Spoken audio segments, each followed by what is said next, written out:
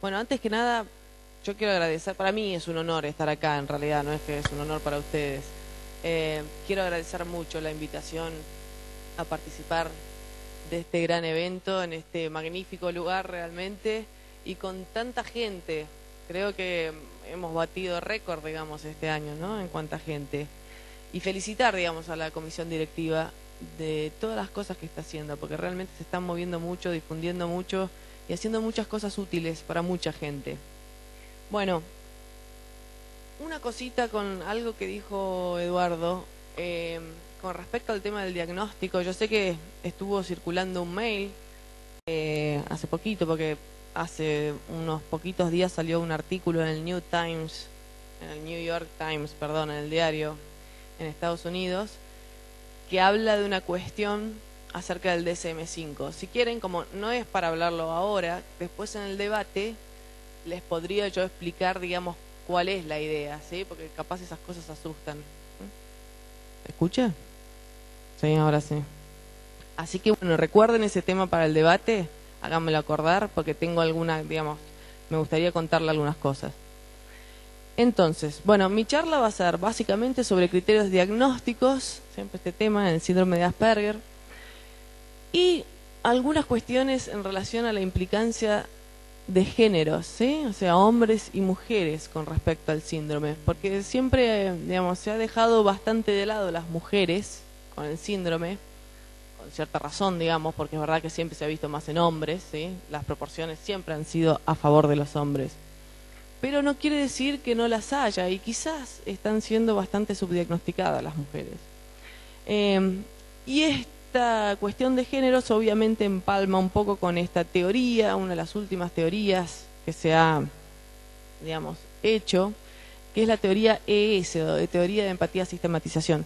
Así que en realidad les voy a contar un poquito de cada una de estas cosas, pero rápido, ¿sí? En media hora espero terminar. Después les voy a mostrar un video al final, que dura 6 minutos nada más.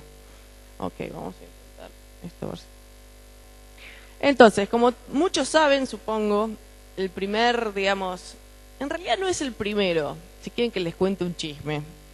La primera persona en realidad que describe, bueno, esto perdón que lo diga, ¿no? Pero la primera persona que describe chicos que después serán llamados así como hoy por hoy los llamamos síndrome de Asperger, ¿sí? Es en 1926 una persona que se llamaba Eva Sucharewa, rusa, asistente neurológica rusa, que describe una personalidad esquizoide infantil, que si hoy por hoy lo miramos, en realidad corresponde a la descripción que hoy por hoy nosotros vemos con el síndrome de Asperger. Obviamente, por suerte, en realidad decidieron llamarlo Asperger, que es mucho más fácil que decir Sucharewa, ¿sí? Pero Hans, vamos a decir la verdad, o sea, tiene mucho mérito, digamos, es este pediatra vienés, o sea, en Austria, que le importaban mucho los chicos, estaba muy interesado en verlos mejorar, digamos, él creía mucho en la educación terapéutica de estos chicos. Él describe a estos 4 chicos, escribe su segunda tesis doctoral sobre este tema que se llama psicopatía autística, ese es el nombre que le pone en ese momento a los chicos que describía. Y lo que pasó es que muchos años después, o sea, más o menos 40 años, se pierde un poco esta descripción. Piensen que era el marco de la Segunda Guerra Mundial, estaba escrito en alemán, su segunda tesis doctoral. Pasó bastante desapercibida para la comunidad científica en general. En 1981, Lorna Wynne, que es una psiquiatra inglesa, medio que se reencuentra con este escrito de Asperger y dice, hey muchachos, esto se parece un poco a lo que nosotros venimos trabajando. Ella trabajaba mucho en autismo, en espectro autista. Dice, esto posiblemente tenga que ver con con una descripción parecida a los chicos que nosotros estamos viendo. Y es ahí donde entra, digamos, de vuelta en la comunidad un poco el tema de lo que había escrito Asperger. ¿Y qué es lo que se sucede después? En 1988, recién, o sea, hace bastante poco, en Londres se hace una pequeña conferencia internacional acerca del síndrome de Asperger con algunos invitados selectos. En el 89, Gilbert, que es un psiquiatra sueco, ¿sí?, que es el que más siguió, digamos, los escritos de Asperger y todo, él propone los primeros criterios diagnósticos, ¿sí?, por fuera de las clasificaciones internacionales estamos hablando todavía. En el 91 los revisa esos criterios, y recién en el 91 Uta Frith, que es un gran pope, digamos, dentro del mundo del espectro también, hace la traducción oficial al inglés. O sea, el 91 es donde realmente la versión en inglés de la tesis doctoral de Asperger llega a todos lados. Y en el 93 ya se suma en el CIE-10, ¿sí? Una de las clasificaciones, la clasificación internacional de enfermedades, y en el 94 se suma el DSM-4. O sea que estamos hablando de una categoría diagnóstica relativamente joven en cuanto a su inclusión en clasificaciones internacionales, ¿sí? Manuales de diagnóstico que usamos generalmente los psiquiatras. Bien, pero el diagnóstico, básicamente, ¿cómo se hace? Punto fundamental, el diagnóstico es clínico en el síndrome de Asperger, ¿sí? No hay ningún marcador biológico, no es como la diabetes, que si nosotros medimos azúcar en sangre y tiene determinado nivel, sabemos que es diabetes. No, en el síndrome de Asperger es clínico. Y lo que decía Asperger era esto: uno puede detectar a tales niños de manera instantánea. Se los reconoce por pequeños detalles, por ejemplo, por cómo entran al consultorio en su primera visita, por su conducta en los momentos iniciales y por las primeras palabras que dicen. ¿Sí? Y esto, para la gente que está en tema, digamos, y lo sabe reconocer, es verdad que es casi instantáneo. O sea, uno se da cuenta casi instantáneamente cuando un chico, los más obvios, ¿sí? Entonces, ¿cuáles son generalmente los caminos al diagnóstico? Tony Attwood, en su libro, su último libro, digamos, que es la guía completa al síndrome de Asperger, que realmente lo recomiendo, es un muy buen libro, un compendio de todo lo que es importante saber, digamos, en torno al síndrome.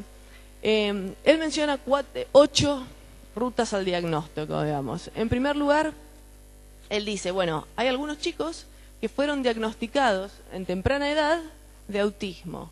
Ese es el primer camino, digamos, el más temprano, si uno quiere. Este es el típico ejemplo de Temple Grandin, no sé si la ubican. Temple Grandin es una de las, bueno, hoy por hoy se la considera Asperger, ¿sí? Una de las Asperger más famosas del mundo, porque es una de las personas que más autobiografías ha escrito, más libros ha escrito, es profesora universitaria en Estados Unidos, ha diseñado algunos dispositivos para ganado que están replicados en todo el mundo. O sea, realmente una persona muy importante. Temple Grandin no hablaba hasta los 5 años, no habló prácticamente. De chiquita tenía el diagnóstico de trastorno autista. Hoy por hoy, uno la ve, la conoce, tiene todas las características de una persona con síndrome de Asperger. Segunda vía de diagnóstico, esto está más o menos organizado un poquito en relación a la edad en cuanto se hace el diagnóstico. Hay algunos chicos que los reconocemos en la escuela primaria. Yo creo que esta es la más frecuente en realidad. ¿Por qué? Porque empiezan a haber problemas con pares, es donde se empieza a ver que la parte social está un poquito afectada, digamos. Porque hay ciertas dificultades con las convenciones sociales. El colegio es el lugar donde más fácilmente uno ve que hay ciertas reglas, digamos, convenciones sociales, y es muy fácil ver quién las rompe, ¿sí? Empiezan a aparecer estos patrones de habilidades y conducta inusual, y la torpeza motriz se hacen más evidentes, ¿sí?, que antes. Otra ruta para el diagnóstico es el diagnóstico previo de otro trastorno del neurodesarrollo. Hay muchos chicos que de repente vienen con otro diagnóstico, fueron diagnosticados como otra cosa, y después uno se da cuenta que en realidad tienen síndrome de Asperger, o por lo menos como comorbilidad. Ejemplos de diagnósticos que se han recibido antes de recibir el síndrome de Asperger son el trastorno por déficit atencional con hiperactividad, bastante común trastornos del lenguaje, trastornos de la motricidad, síndrome de Tourette, trastorno del estado de ánimo, trastorno de ansiedad, trastorno de procesamiento sensorial, trastornos de la conducta alimentaria, y esto especialmente en mujeres también, y el trastorno de aprendizaje no verbal. Es bastante frecuente que los chicos que a veces vienen a ser diagnosticados estén ya diagnosticados con alguna de estas cosas. Y uno después recién ahí dice, me parece que también hay algo más, o algo que engloba capaz todas estas cosas. Cuarto camino al diagnóstico, el reconocimiento durante la adolescencia. Esto capaz son los más leves, o sea, los que capaz no fueron detectados durante la primaria, pero en la adolescencia, donde realmente la presión para lo que es la interacción social y los intereses grupales y el efecto de grupo, digamos, es donde los chicos de repente empiezan a quedar un poquito marginados. Empiezan a tener problemas académicos también y de integración fundamentalmente. Y es donde suelen aparecer estas comorbilidades, donde hay que tener cuidado, digamos, en el síndrome de Asperger, como la depresión o la ansiedad, o se enojan. Realmente es como se sienten maltratados, y creo que va a haber una mesa después de esto con el tema del bullying. Este es un tema muy importante esto, pero no me voy a a extender ahí porque van a hablar. Quinto camino al diagnóstico. Problemas de conducta o de personalidad. Esto fue muy descrito por Asperger en realidad. Había algunos de sus chicos que él describió que eran, digamos, que tenían mucho conflicto con la autoridad, tenían mucha agresividad. No se ve tan frecuentemente esto por hoy. Alguno que otro sí vienen por ese lado, digamos. Después está el asunto del diagnóstico de un familiar con autismo o síndrome de Asperger. Y esto está pasando cada vez más, digamos. Además está sabido que en el 46% de familiares de primer grado de un chico con autismo o síndrome de Asperger hay por lo menos signos subclínicos o rasgos o una manera, digamos, de procesar la realidad, si uno quiere, que tiene relación con este perfil particular.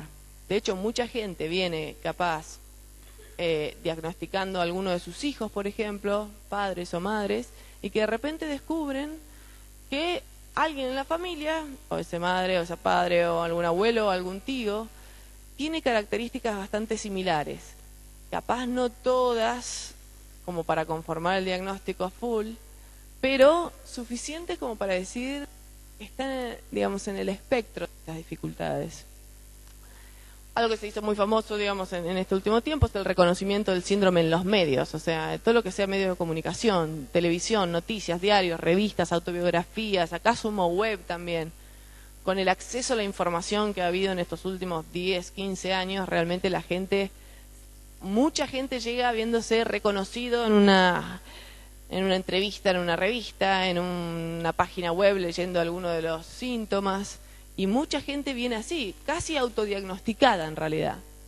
Y después, cosa que yo no pensé que era tan frecuente, pero es más frecuente de lo que uno piensa, gente que es diagnosticada en la adultez, gente que transitó, o sea, primaria, secundaria, transitó, si uno quiere, sobrevivió de alguna manera. Y empiezan, digamos, el momento donde no pueden lidiar con algo es en el tema del trabajo, ¿sí?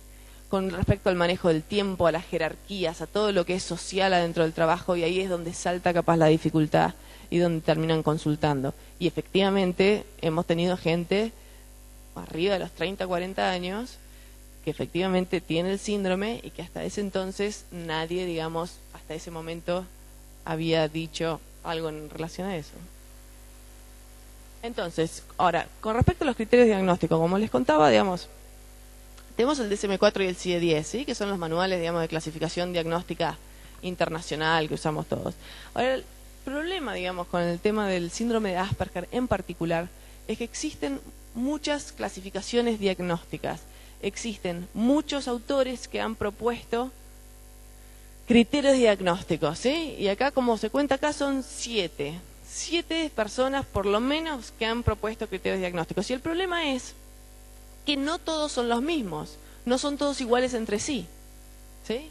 Entonces, como les decía antes, por ejemplo, Gilbert, que es este psiquiatra sueco, dependiendo de qué criterios diagnósticos se usan, las prevalencias correspondientes varían, porque una clasificación puede ser más inclusiva, ¿sí? O sea que entra más gente, o más restrictiva, o sea que es mucho más selectiva. Dependiendo de qué criterios diagnósticos nosotros usemos, vamos a estar variando la cantidad de gente que corresponde a ese síndrome, ¿se entiende? Pero esto es un problema, digamos, para lo que es la investigación básicamente, porque dependiendo qué criterios de investigación, digamos, qué criterios diagnósticos utilicemos, vamos a estar sesgando, digamos, quiénes son sí o no Asperger, ¿se entiende? Entonces, muestra de ejemplo de qué hacen esto de las clasificaciones diagnósticas. Es un señor que se dedicó a ver si nosotros teníamos 15 pacientes que cumplían criterios diagnósticos para Asperger, según los criterios de Wing, Gilbert y Tantam, solo 8 los cumplían para el CIE-10. Solo la mitad en esta clasificación, que obviamente es más restrictiva por este tema de criterios de inicio, que pretende que el lenguaje sea preservado. Pero ahora, como les voy a mostrar, por ejemplo, Gilbert, que es uno de los, que yo les diría que son de los más lindos criterios diagnósticos que existen, él propone que no necesariamente el lenguaje tiene que estar preservado, no necesariamente tiene que estar adquirido de forma normal antes de los 2-3 años. Entonces, herramientas diagnósticos, 2 palabras sobre esto. No hay muchas, hay muchos más de pesquisa, ¿sí? Pesquisa o screening. De hecho, el CAST, el SSQ, el AQ, el ASDS, la escala australiana de Asperger, deben conocer algunas de ellas, son todas de screening. Diagnósticas, y de vuelta, acuérdense que el diagnóstico es clínico, ¿sí? Pero que ayudan al diagnóstico, está el ASDI, que es el Asperger Syndrome Diagnostic Interview, diseñada por Gilbert, obviamente en concordancia con los criterios diagnósticos de Gilbert. Y el AAA, el Adult Asperger Assessment, desarrollado por Baron Cohen, que en realidad es para adultos, ¿sí? Que está basado sobre el DSM-4, pero es un poquito más restrictivo que el DSM-4. Entonces, ¿cuáles son los criterios diagnósticos de Gilbert? Y esto se los quiero leer porque a mí me parecen los que realmente mejor describen, digamos, al síndrome. Entonces, tenemos varias categorías donde hay que cumplir más de determinado número de criterios en cada una de las categorías que están marcados allá a la derecha, como ven, o más de 2, más de 1, más de 1. Primer categoría es alteración severa de interacción social recíproca, descrita por una incapacidad de interactuar con pares de una manera normal y recíproca, por falta de deseo de interactuar con pares. A veces, esto no se ve, lo de falta de deseo. Al revés, se ve que sí tienen bastantes ganas y están bastante motivados. Lo que pasa es que a veces no saben cómo.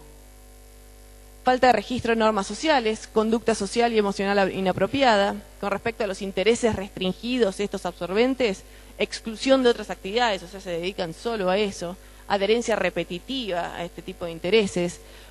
Esta palabra que no hay traducción perfecta, digamos, en inglés, pero digamos, les interesan más los hechos fácticos, los hechos, la memoria, digamos, bien semántica de hechos, que el sentido.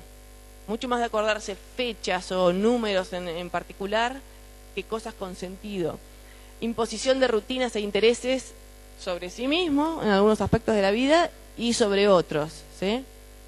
Después, problemas en el habla y en el lenguaje. Y en este punto lo que les decía, que Gilbert dice retraso en el desarrollo del lenguaje. Para el DSM-4 y la CIE-10, este punto es criterio diagnóstico de exclusión para el síndrome de Asperger. Si un chico tiene retraso en el lenguaje, para el DSM-4 o la CIE-10, no entra dentro de la categoría de síndrome de Asperger, ¿sí?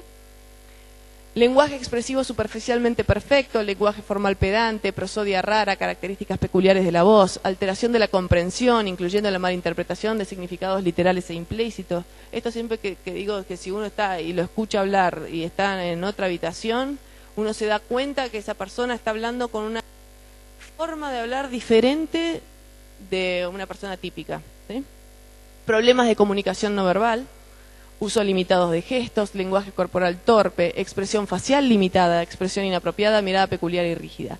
Y como sexto criterio diagnóstico, que esto no está incluido en el DSM-4, pero es verdad que lo vemos casi todos los chicos con síndrome de Asperger, es la torpeza motora, ¿sí? La dispraxia. Uy, como lo que acabo de hacer yo recién. Entonces, con respecto a aspectos neuropsicológicos, y voy a ir muy muy rápido con esto, ¿cuáles son, digamos, el perfil cognitivo que muestran estos chicos generalmente?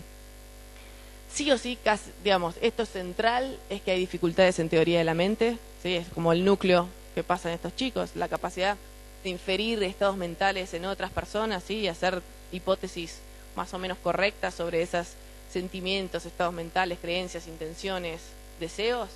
Eso es teoría de la mente. Esto se ve afectado en estos chicos. Generalmente hay dificultades en las funciones ejecutivas. Con respecto a esto, que lo vamos a ver un poquito más adelante, pero dentro de la teoría de empatía-sistematización son muy fuertes en lo que es sistematización y muy débiles en lo que es empatía. Tienen hiperatención al detalle generalmente, que esto es coherente, digamos, con la teoría de la coherencia central débil, no me voy a meter mucho en eso. Tienen fortaleza en las habilidades verbales, con un perfil neuropsicológico con capacidades verbales mejores que las capacidades ejecutivas. Esta es una de las cosas que generalmente diferencia a los Asperger de los chicos con trastorno autista, ¿sí? El perfil neuropsicológico. Y fortaleza de memoria semántica. Entonces, un segundito con el tema de implicancia de género. Como saben, habitualmente, esta es la cifra que siempre en este ámbito, digamos, de hace muchos años se ha visto la proporción entre hombres y mujeres, ¿sí? Hay lugares en el mundo donde se ha descrito esta proporción entre hombres y mujeres. Y me refiero especialmente a, por ejemplo, a universidades, y si uno va a buscar, por ejemplo, a ciertas carreras en especial como física, matemática, ingeniería, puede ser cualquiera de las ingenierías, sistemas. Si uno va a buscar prevalencia en ese tipo de lugares, va a encontrar esto o capaz más alto todavía. Ahora, en el mundo real yo no sé si realmente nos acerca más a esto de acá abajo. Porque lo que pasa con las mujeres, que están todas en menos acá, es que, ahora como les voy a contar un poco más adelante, es que son más difíciles de diagnosticar. Y yo creo que hay muchas dando vueltas que no han sido diagnosticadas. ¿Qué decía Asperger? Esto es escrito por Asperger. Es fascinante notar, perdón, está medio mal traducido, esto fui yo, Es fascinante notar que los niños que hemos visto son casi exclusivamente varones. Él, en su tesis doctoral, describió solo varones. La personalidad autística, acuérdense que él llamaba psicopatía autística, era su tesis, ¿sí? Es una variante extrema de la inteligencia masculina. 1944, Asperger lo decía, ¿sí? Existen diferencias sexuales típicas en la inteligencia. En el individuo autista, el patrón masculino está exagerado al extremo. Generalmente, la abstracción está más relacionada a los procesos de pensamiento masculino, mientras que los procesos de pensamiento femenino se nutren más fuertemente de los sentimientos e instintos. Él ya había tenido esta observación en su momento en 1944. O sea que esto no es algo nuevo. Lo que pasa es que ahora lo empezaron a retomar.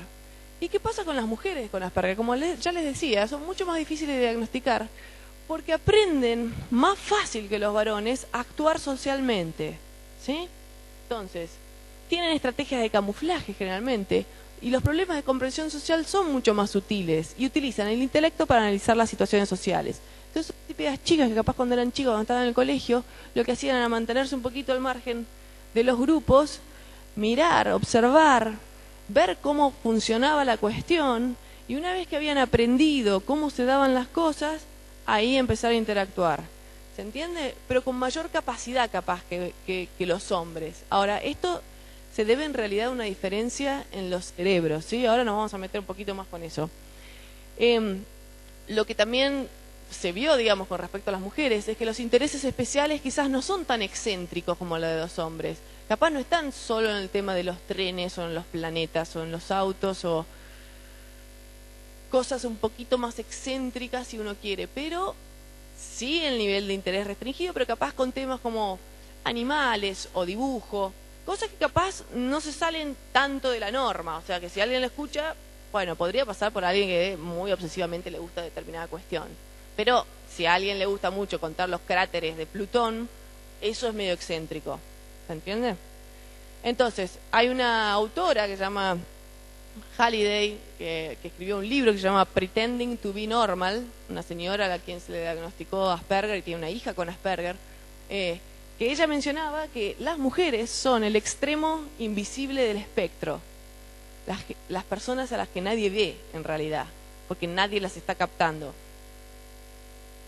Entonces, me voy a meter un segundito con este artículo de Baron Cohen, que habla de las diferencias sexuales en el cerebro y cuáles son las implicancias para explicar las cosas que pasan en el espectro, ¿sí?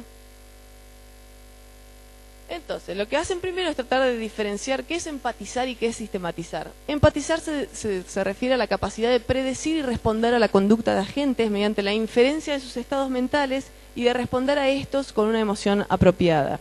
Eso es empatizar, ¿sí? Particularmente un poquito asociado con lo que es teoría de la mente. Sistematizar, en vez, es la capacidad de analizar un sistema y predecir la conducta del mismo mediante la inferencia de las reglas que lo gobiernan, ¿sí? Típico ejemplo, un motor, entender cómo funciona un motor. El tema de empatizar está mucho más fácilmente dado en las mujeres, como acá ven. Y el tema de sistematizar está mucho mejor dado en los hombres.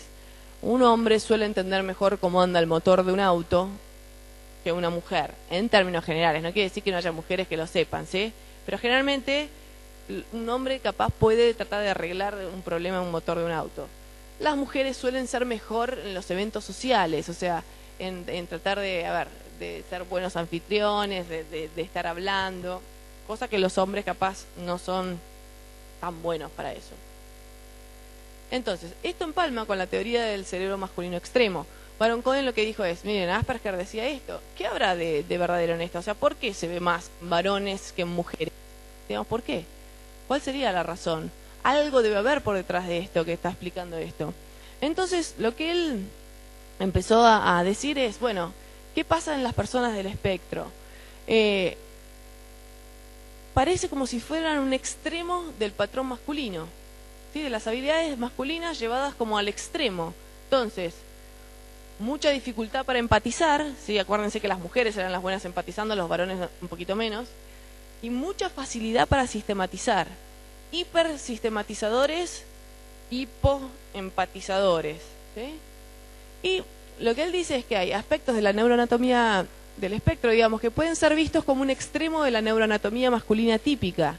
Entonces, ya se sabe, por ejemplo, que los varones son mucho mejor en test de rotación mental, en la navegación espacial, que es la lectura de mapas, ¿sí? O sea, ver un mapa y saber para dónde se va. Juegos con autos, los mejores puntajes en problemas de ingeniería o física, mientras que las mujeres generalmente son mejor en el reconocimiento de emociones, en la sensibilidad social, la fluencia verbal, suelen jugar con muñecas, hablan antes. O sea que hay diferentes cerebros, ¿sí? Por debajo de ser varón o ser mujer. Seguimos con este tema de la teoría, y lo que hace es proponer que estas diferencias sexuales psicológicas son definidas por la diferencia entre las dimensiones de empatía y sistematización. Y así es como describe 3 tipos individuales de cerebro, ¿sí? Que denomina S, cuando es sistematizador ese cerebro, que es lo que frecuentemente vemos en los hombres; cerebro E, que es cuando la empatía es mejor que la sistematización, cosa que se ve más frecuentemente en mujeres; y un cerebro B, de balanceado, en inglés, ¿sí? Donde la empatía y la sistematización están más o menos equilibradas. Entonces, a través de unos cuestionarios que ellos armaron allá, en el equipo de allá, que son el cuestionario de empatía y un cuestionario de sistematización, ¿sí? Que les hacen llenar a los que aceptan entrar en las investigaciones, sacan la diferencia entre el SQ y el EQ y ven que hay perfiles diferentes, digamos, de cociente de sistematización y cociente de empatía. Y pueden ubicar, digamos, los hallazgos en este gráfico, donde ahora, igual voy más adelante porque se ve más clarito. Ahora, ¿cómo se explica? Esto es un poquito de neurobiología, pero poquito, nada demasiado grave. Lo que sí se sabe que los cerebros en los hombres generalmente son 9% más grandes, ¿sí? Que la de las mujeres. También se sabe que en los varones la proporción de cuerpo calloso en relación al volumen cerebral total es menor.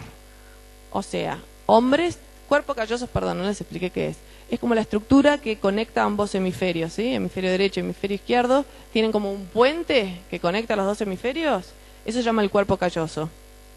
En las mujeres, este cuerpo calloso es más contundente, digamos, que en los varones. O sea que las mujeres están más interconectadas bilateralmente que los varones. En los varones el número y densidad de neuronas está aumentado, salvo en algunas regiones. Hay mayor sustancia blanca intrahemisférica, adentro del mismo hemisferio, no entre hemisferios, ¿sí?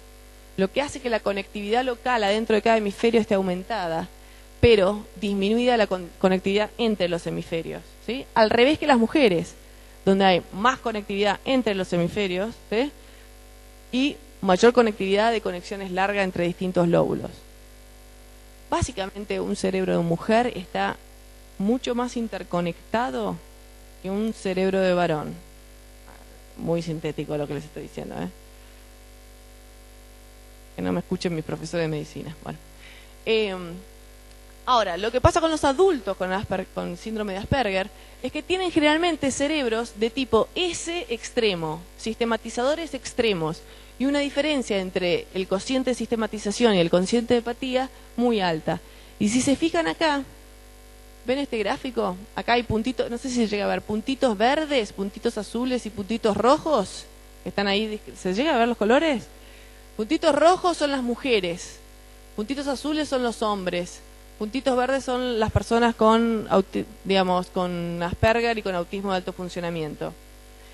Si se fijan, hay una tendencia, digamos, este gráfico está dividido, que esta parte rosa fuerte son los extremos S, rosa claro los S, blanco los B, balanceado, E son el amarillo clarito, empatía, un poco más de empatía, y hiperempatía, allá el amarillo intenso. Si se fijan, hay una tendencia, digamos, que las mujeres como grupo están más del lado de balanceado hacia empatía, ¿sí? Los varones están del lado balanceado más el lado S. Los Asperger, los verdes, están muy, les diría que casi todos, bueno, hay alguno que otro que está en balanceado, pero como factor grupo está mucho más del lado del extremo S, ¿sí? Y esta acá muestra las diferencias SQ y EQ. Si se fijan esta línea es de los Asperger, esta línea de los varones y esta línea de las mujeres. O sea que la diferencia entre SQ es significativamente mayor que en los hombres y en las mujeres. O sea, del lado de los hombres, ¿sí? Como extremos hombres. Entonces, ¿qué es lo que explica, digamos, esto de la baja empatía y la alta sistematización? Básicamente, el tema de que en los test de reconocimiento de emociones se vean disminuidos, ¿sí? En el Asperger, eso es por la baja empatía. Como así es que tengan coeficientes de empatía más bajos en los cuestionarios. Como que el cociente de amistades y relaciones, que es otro cuestionario, también esté más bajo. Como los test de FOPA, que son las metidas de pata, donde también fallan. Todo esto tiene que ver con esta baja empatía que generalmente tienen las personas con síndrome de Asperger. En cuanto a la alta sistematización, ¿dónde se ve? ¿Dónde se encuentra esto? En el alto cociente de sistematización, en los test de física popular, en los que generalmente les va muy bien, los test de figuras encastradas, que generalmente les va muy bien. Todo lo que son las obsesiones fuertes y las áreas de interés restringidos están asociadas a esta capacidad hipersistematizadora que tienen los Asperger. Y esto me parece que lo voy a pasar. ¿Cuál sería la explicación, digamos? Lo que disparó esto es que empezaron a tratar de investigar cuál sería la causa, cuál sería la explicación de que en los hombres se dieran estas características y en los Asperger más todavía, obviamente, ¿no?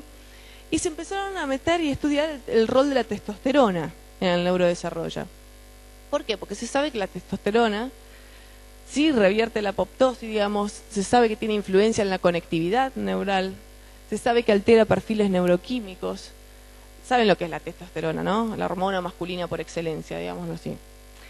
Y también vieron que había diferencias, digamos, en la expresión de receptores a andrógenos. Andrógenos es el grupo de hormonas masculinas. En el primer trimestre de embarazo, diferentes en mujeres y en varones. Hay diferencia de expresión de receptores de andrógenos en varones y mujeres. Y lo que sí han visto también es que en humanos la exposición a niveles altos de andrógenos prenatales resulta en conducta y patrones de habilidad masculina. Y esto se ve, por ejemplo, en las mujeres que tienen hiperplasia suprarrenal congénita, que es una enfermedad que hace que haya altos valores de testosterona en periodos iniciales, que desarrollan habilidades de patrón masculino. ¿Sí? Ahora, lo que se preguntan los investigadores es, ¿qué es lo que pasa capaz en el Asperger? Hay más testosterona fetal, hay algún problema en los receptores o en los genes que controlan la testosterona, o capaz esta expresión génita que es dismórfica sexualmente, ¿sí? Capaz no está relacionado con eso, pero esto ha hecho que se pongan a investigar muchas cosas acerca de las hormonas, los receptores y los genes involucrados. De vuelta, y esto repito, no sé cómo voy de tiempo, con respecto al dominio social, hay un artículo donde Baron Cohen explica todo esto de la teoría de sistematización y empatía. Nuevamente repite que las, digamos, dificultades en la empatía se dan fundamentalmente lo que es dominio social, dominio del lenguaje y la comunicación, el juego simbólico y la imaginación son las áreas que están afectadas por esta baja empatía, y que la hipersistematización explica a veces la conducta repetitiva, los intereses restringidos, los trastornos de procesamiento sensorial, la atención al detalle y las habilidades savant. Seguimos un poquito. Entonces, básicamente, un concepto, ¿qué es lo que pasa en los Asperger? De inteligencia. Hay varias inteligencias, ¿sí? Pero básicamente vamos a definir dos. Esto es la versión popular de cómo se llaman los distintos tipos de inteligencia. La inteligencia fría es toda aquella inteligencia abstracta, racional, lógica, analítica, ¿sí? A eso se llama inteligencia fría. La inteligencia caliente, como imagino que se pensarán por el nombre, es toda la que tiene que ver con las emociones, la inteligencia emocional, socioemocional. Ahora, los Asperger tienen problemas con este tipo de inteligencia, ¿sí? Les diría que este es su punto débil, pero tienen una importante inteligencia fría. Entonces, ¿qué hacemos? Mucho de lo que tiene que ver con las cosas de compensaciones. Bueno, ok, no tenemos inteligencia caliente o no es muy buena. Usamos la fría para compensar los déficits de la caliente. Y eso es lo que intentan hacer muchas veces. Comprender lógicamente o racionalmente algunas cuestiones que no pudieron entender intuitivamente. Líneas de investigación con respecto a las hormonas, les quería mostrar, digamos, un estudio longitudinal de la testosterona fetal, hormonas, digamos, un proyecto de hormonas que están haciendo. Todos estos papers, artículos que están saliendo en los últimos años acerca de la testosterona fetal y algunas cuestiones, como por ejemplo, ahora les voy a mostrar, pero la proporción del segundo y el cuarto dígito, sí, que es un marcador del efecto de la testosterona prenatal, el contacto visual en los primeros años, el lenguaje. Hay muchas cosas que la testosterona hace, y acá les muestro. Generalmente está inversamente asociado con el desarrollo social, con el desarrollo del lenguaje y la empatía, la testosterona, ¿sí? Y está asociada positivamente con rasgos de sistematización y rasgos autistas. Esto es lo último, y ya con esto casi termino. Lo bueno, y porque a mí me gusta un poco resaltar siempre lo bueno, es que esta parte de hipersistematización también explica muchas veces los talentos que nosotros vemos en estos chicos, que no es poca cosa, porque a veces los talentos es lo que, digamos, los que los va a lograr tener algún éxito capaz en la vida. Entonces, sabemos que capaz esta excelente atención al detalle que tienen explica muchas veces la hipersistematización, y esto está relacionado con el talento. O sea, sería como una de las fortalezas en algún punto. Y ahora les quería mostrar rápidamente un video, dura 6 minutos nada más, donde es bastante gracioso, creo que se van a reír, donde hay un cómico que habla acerca de las diferencias del cerebro entre mujeres y varones. Now, I want to start with men's brains. All right, now men's brains are very unique. Men's brains are made up of little boxes. And we have a box for everything. We've got a box for the car. We've got a box for the money. We've got a box for the job. We've got a box for you. We've got a box for the kids. We've got a box for your mother somewhere in the basement. We got boxes everywhere. And the rule is the boxes don't touch.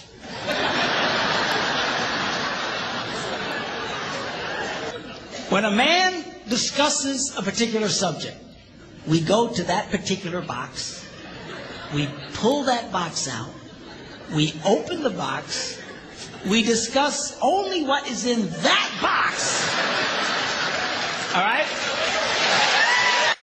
And then we close the box and put it away, being very, very careful not to touch any other boxes.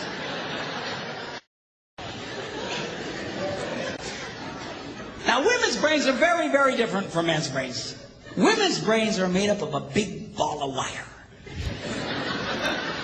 And everything is connected to everything. The money's connected to the car's connected to your job, and your kids are connected to your mother, and everything's connected to everything. It's like... And it's all driven by energy that we call emotion. It's one of the reasons why women tend to remember everything.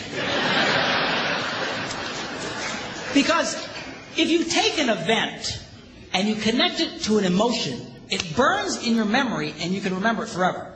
The same thing happens for men. It just doesn't happen very often because, quite frankly, we don't care. Now, men, we have a box in our brain that most women are not aware of. This particular box has nothing in it. In fact, we call it the nothing box. And of all the boxes a man has in his brain, the nothing box is our favorite box. A man can do something seemingly completely brain dead for hours on end. You know, like fishing.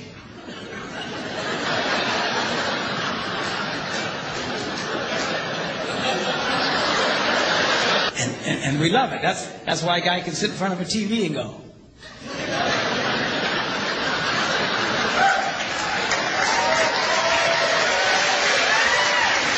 Of course, this drives our wives nuts because they'll come up and say, "Stop it!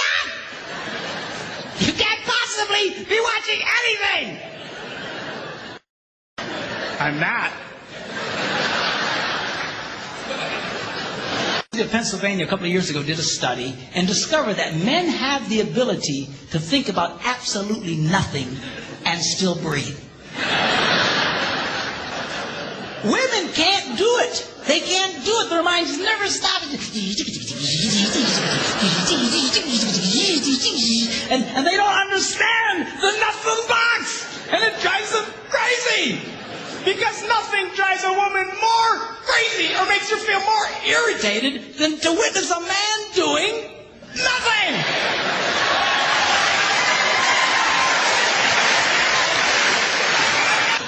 And I've had women say, "Oh, it's nothing. Well, can I go in his nothing box with him?"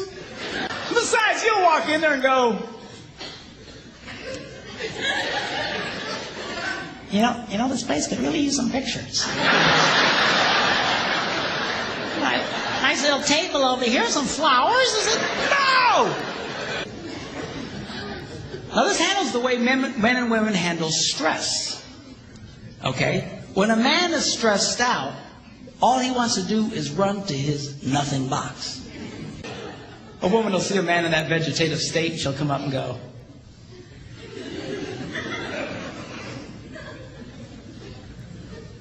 "What you thinking about?"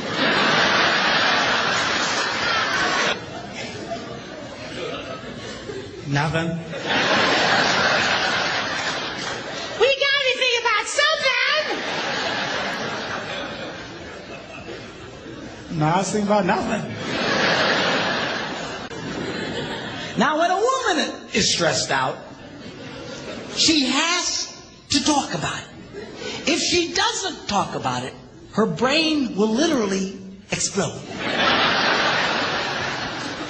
See, a lot of guys, they feel obligated when you start explaining all your stress, they feel obligated to fix you.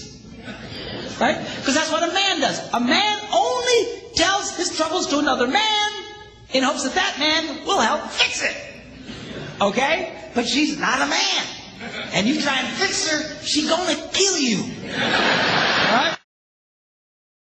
Advice. She doesn't want your help. She wants you to shut up and listen. And a couple of ladies. That's right, you tell him. Tell him to shut up.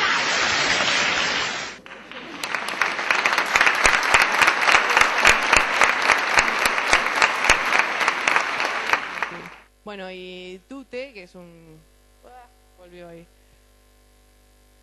Saben que es un cómico, creo que se tomó un poco de esta idea y hace unos meses hizo este chiste gráfico. A mí siempre me encanta. Ok. Mírenlo, a ver si lo entienden.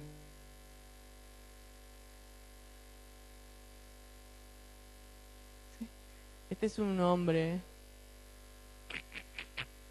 ¿Sí? Y esta es una mujer. ¿No? ¿Qué piensan? Bueno, voy a armar un corazón ahí con la mujer un poquito más circular el asunto y el hombre un poco más. Bueno, y ahí terminó mi charla, así que después el debate.